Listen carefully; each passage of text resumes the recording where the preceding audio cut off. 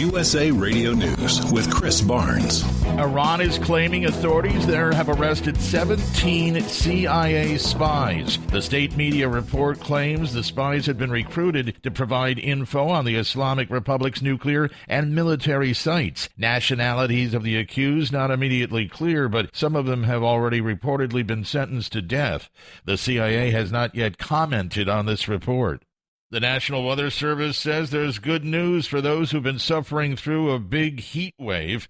It's finally ending. Here's forecaster Bob Oravec. Still going to be slightly above average across the eastern United States with some low 90-degree temperatures, but as we go on into Tuesday and Wednesday, the cold front will be sweeping offshore. Temperatures are actually going to be below average across a good part of the central to eastern United States. In some areas, temperatures are going to be 20 degrees cooler by Tuesday than they were over the weekend. And this is USA Radio News. Former Special Counsel Robert Mueller will appear before the House Judiciary and Intelligence Committees on Capitol Hill on Wednesday.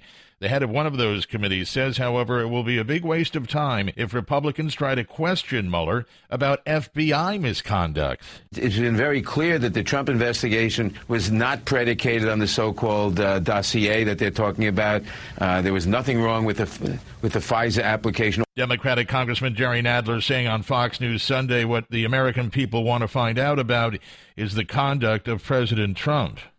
The late musician Prince's estates won a multi-million-dollar legal fight with a record label that bootlegged the late artist's music.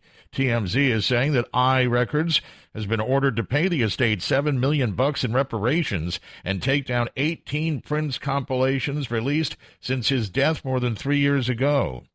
Find us online anytime. We're at usaradio.com. A data breach that exposed the information of 150 million Americans is now going to cost Equifax about $700 million to settle. The credit reporting firm is nearing a deal to settle a number of state and federal investigations stemming from that 2017 data breach. The amount the company eventually pays will be determined by the number of consumer complaints. A deputy police commissioner now has firsthand experience with one of his city's biggest problems. A day after Baltimore Police Commissioner Michael Harrison released plans to reduce violent crime, Deputy Commissioner Daniel Murphy and his wife were robbed at gunpoint Friday night by a pair of teens near Patterson Park in the city.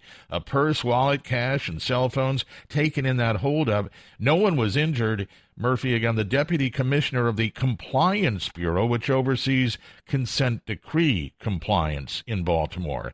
And pop star Justin Bieber's in favor of President Trump's efforts in one arena, but he's urging more help in another.